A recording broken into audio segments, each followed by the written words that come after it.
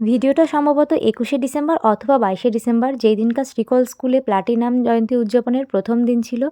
তো দেখতেই পাচ্ছ আমরা সবাই রেডি হয়ে গেছি আর এখন আমরা যাচ্ছি শ্রীকল স্কুলে। আর আমরা যখন যাচ্ছিলাম তখন প্রায় 3:30 মতন বাজে।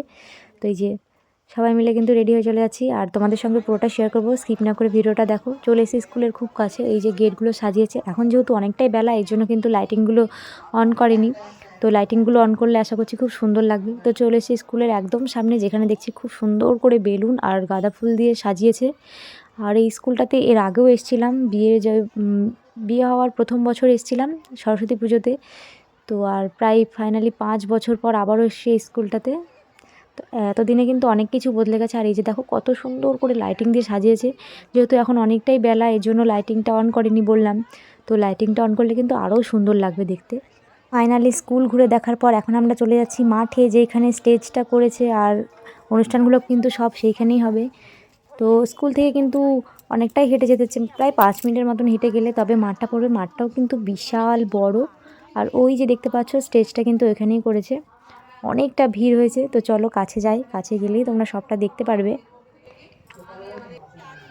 চলে এসেছি খুব কাছে। আর এখানে কিন্তু একজন বিশিষ্ট ব্যক্তি এসেছে আজকে, আমাদের সকলের প্রিয় পরাণ বন্দ্যোপাধ্যায়। তো মঞ্চে এখন ওনাকে বরণ করা চলছে। আর তারপর বাকি যাদেরকে বরণ করা বাকি সবাইকে বরণ করে নেবেন।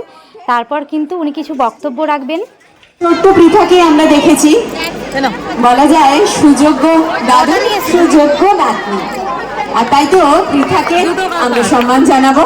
একটু জোরে হাততালি হোক পৃথার জন্য।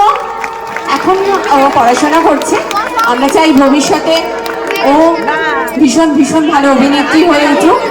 সেই তো বসে বসে দেখছিলাম অনুষ্ঠান, এমন সময় কিন্তু একটা ট্রফি আর একটা মিষ্টির প্যাকেট এসে দিয়ে গেল। তো মিষ্টির প্যাকেট আর ট্রফি কিন্তু তাদেরকেই দিচ্ছিল যাদের কাছে কুপন ছিল, মানে চাঁদা দেওয়ার সময় তাদেরকে একটা করে কুপন দিয়েছিল। আর সেই কুপনের বাবদেই কিন্তু টিফিন দিচ্ছে আর তার সঙ্গে একটা ট্রফি দিচ্ছে। তো আমার কাছে যেহেতু কুপন ছিল, আমাকেও কিন্তু দিয়ে দিয়েছে ট্রফি আর টিফিন। আর এখন আমরা অপেক্ষা করছি কখন পরাণ বন্দ্যোপাধ্যায় মহাশয় বক্তব্য রাখবেন। আমি আমার সশ্রদ্ধ প্রণাম পাঠিয়ে দিচ্ছি, গ্রহণ করবেন।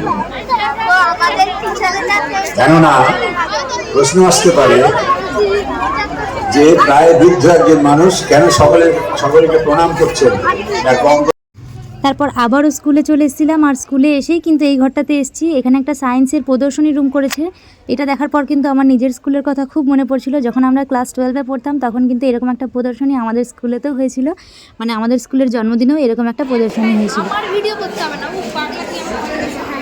এরকম করে ধর ফোনটা, ঠিক আছে?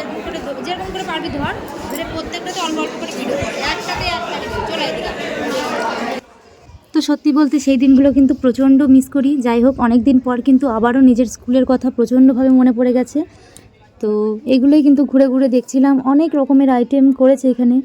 তো দেখো তোমরাও একটু ঘুরে ঘুরে দেখে নাও যে কী প্রদর্শনী এখানে করেছিল। এটা ম্যাথের কিছু, এটা পলিউশনের কিছু একটা করেছিল। তো আমার ঠিক খেয়াল নেই, এটা হয়তো সেই এয়ার পলিউশন সেরকম কিছু একটা করেছিল। আর এখানটা করেছিল আর্থের একটা কিছু, মানে সেই প্ল্যানেট বলে না, প্ল্যানেটগুলোর দিয়ে কিছু একটা করেছিল। যাই হোক, আর এই হচ্ছে একটা কিডনি।